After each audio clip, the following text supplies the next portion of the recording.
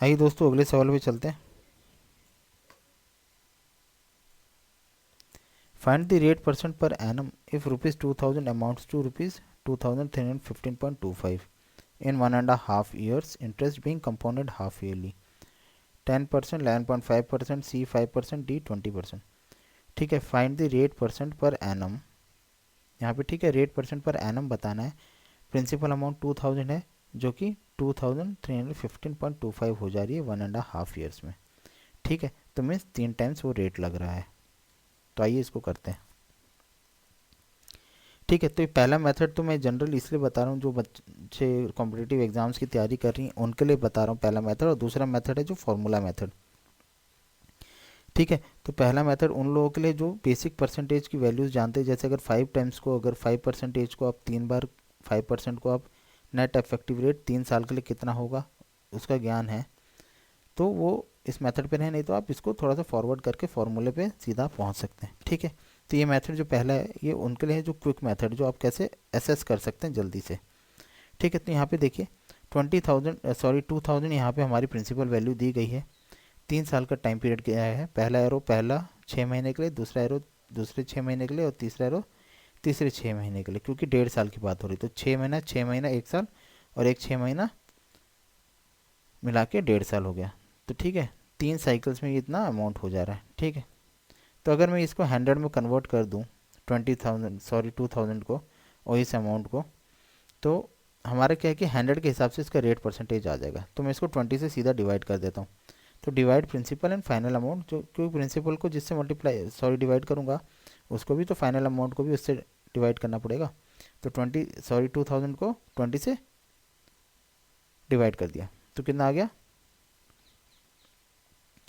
Principal value हमारी आ गई 2000 से 20 को डिवाइड किया तो आ गया 100, और यहाँ पे आ गया हमारा 115.725। ठीक है, तो अगर आप ये वैल्यू आपको पता है कि यहाँ से लेके 3 साल में अगर आपको 15.725 का चेंज आ रहा है 100 पे, तो आपको ये पता है कि ये नेट परसेंटेज कितना होता है, एक साइकिल का 5% चल रहा है 6 महीने का।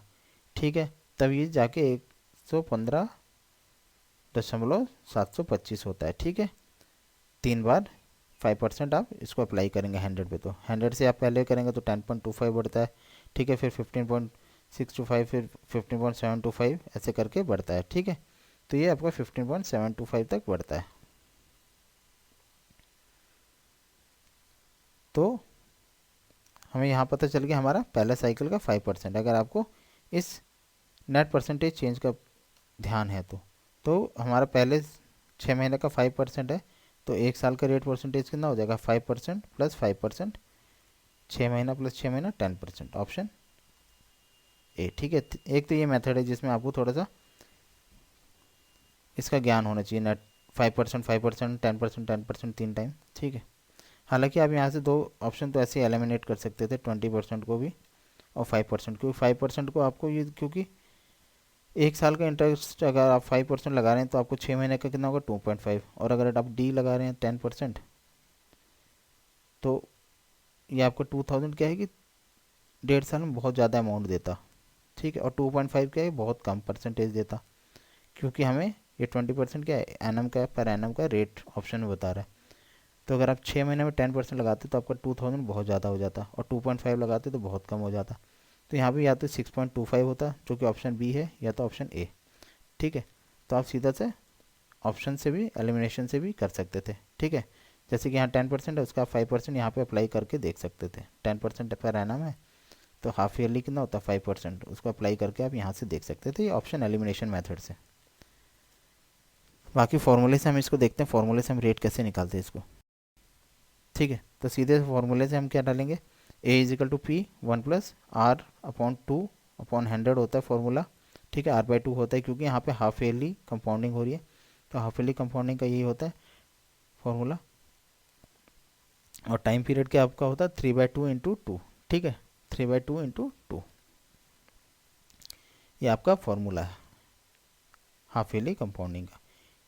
या तो अगर आप नंबर ऑफ साइकिल से भी आप इसको कर सकते हैं, जैसे 1.5 साल का है कंपाउंडिंग, तो आप इसको 3 भी मान सकते हैं, तो r/2 को r ही रहने देते हैं यहाँ पे 100 करके।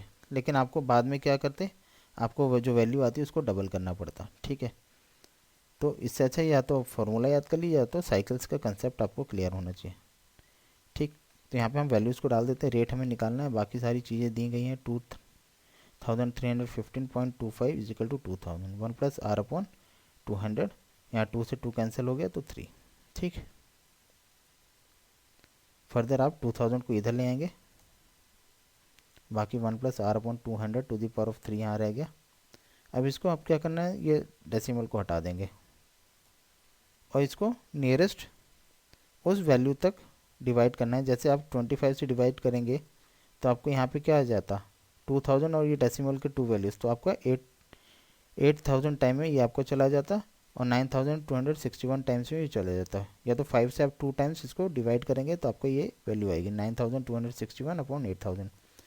ठीक है, तो आपको ऐसी वैल्यू यहाँ पे मिलेगी जो कि यहाँ पे जैसे कि क्यूब है, तो आपको ऐसी वैल्यू लानी है जो कि क्यूब रूट से बाहर आ सके, ताकि हम ऐसे ये क्यूब को हटा सकें। तो ये आपका आ गया 20 का क्यूब कितना होता है 8000 और 21 का क्यूब होता है 9261।